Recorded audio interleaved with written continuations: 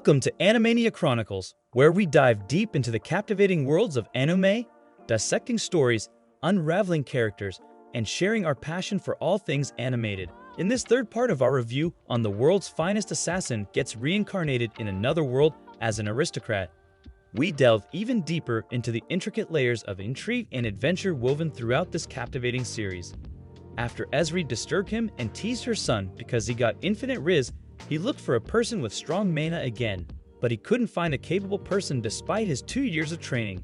The following day, he told his mother that he had to hunt before it snowed. Lugh went into the forest and planned to visit Dia in the next few days.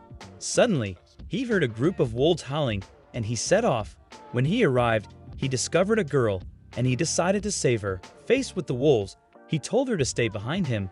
Then he cast a spell to produce some daggers for the battle. Lugh was ready, and he started to attack the first wolf with a strong punch combined with his dagger. After that, he was attacked by their comrades, but they had no chance against the world's finest assassin. However, Lugh beat them up, and he managed to kill them. Lugh asked the girl why she was in the forest, but she was afraid of him. Lugh calmed her down, and he learned that Tart's family had abandoned her. A short time later, he cooked some porridge. He knew the girl was hungry and told her to eat slowly. Meanwhile, Lugh was looking after his killed wolves, and he noticed that the girl had already finished her porridge. Later, he learned more about Tart, and he was shocked by the circumstances in their region. Afterwards, Lugh introduced himself to her, and he was shocked by her story. She said that she had a dream, and he asked her to come with him. The girl was very grateful and accepted his offer. He told her that he was an assassin, but she still thought he was a good person. At that moment, Tart decided to be by Lugh's side forever. After that day, Lugh found a person with mana suitable to assist him in the fight against the hero. Then we see 40 years earlier, and the goddess summoned the soul of a soldier to her realm after his death. She told him that he would be reincarnated in a fantasy world to kill the hero. 40 years later, the goddess looked at number 283, but he went from a soldier to a NEET. Then we see Lugh, and 2 years had passed since the day he saved Tart. Tart became his personal servant, and she woke him up. She told him that breakfast was ready, and he looked forward to it. Then Lugh said that since they met, she had become a beautiful girl. She blushed, and Lugh enjoyed his life as an assassin with infinite riz. At breakfast, Tart was praised by Lugh's parents. She said that she was happy to dedicate her life to Lugh because without Lugh, she would have died. Ezri liked Tart like a daughter, and Lugh knew she was secretly teaching her naughty things. Following this, he began to perform Tart's health check. He had trained Tart daily for the past 2 years, and she became a strong assassin. Lugh told her that everything was fine with her body. Suddenly, Tart attacked her master for exercise purposes. He deflected her attack with ease because she wasn't good with a knife. The next day, Lugh thought about a solution to Tart's problem.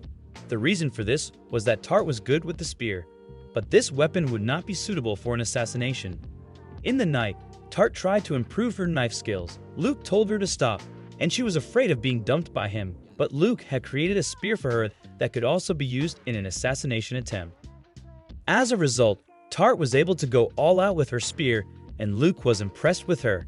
Lugh praised Tart, and she was smiling after hearing his kind words.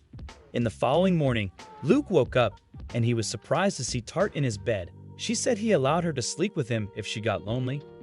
Tart also told him that she had made him herbal tea, and he believed that everything was according to his plan. 35 years earlier, a samurai was summoned to the realm of the goddess.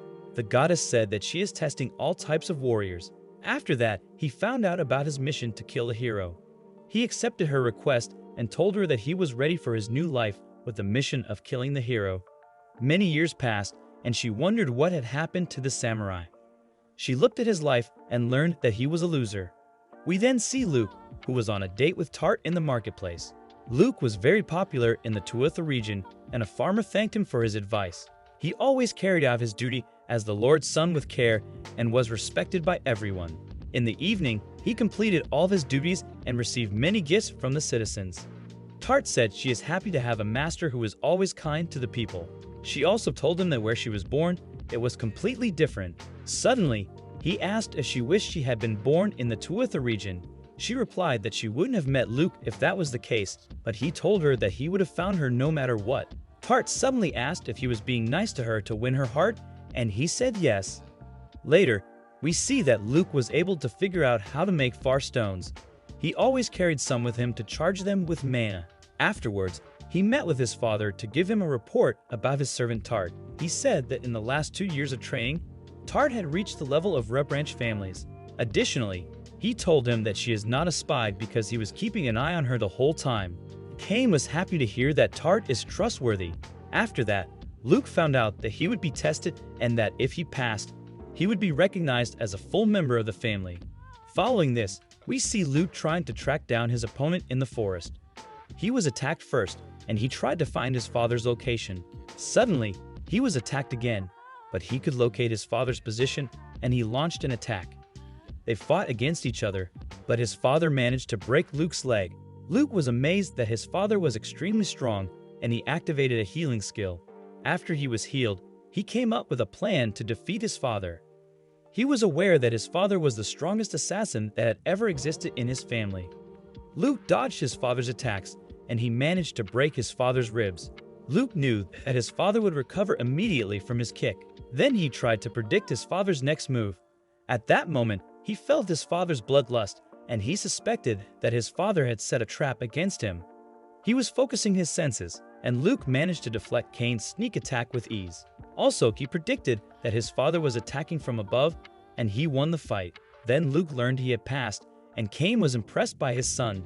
Additionally, Cain told him that an assassin never loses sight of his goals. Luke mastered all of his father's techniques, and Luke was allowed to accompany him on his assassination assignments. The following night, we see a nobleman, and Cain secretly eliminates him out of the shadows. Luke accompanied him on his work, and they immediately moved on to the next assignment. Then we see that the next person was poisoned while sleeping. Cain took him on many assassination assignments to show him the methods he uses. In most cases, he also told his son that the murdered people were nobles who had done evil deeds with criminals.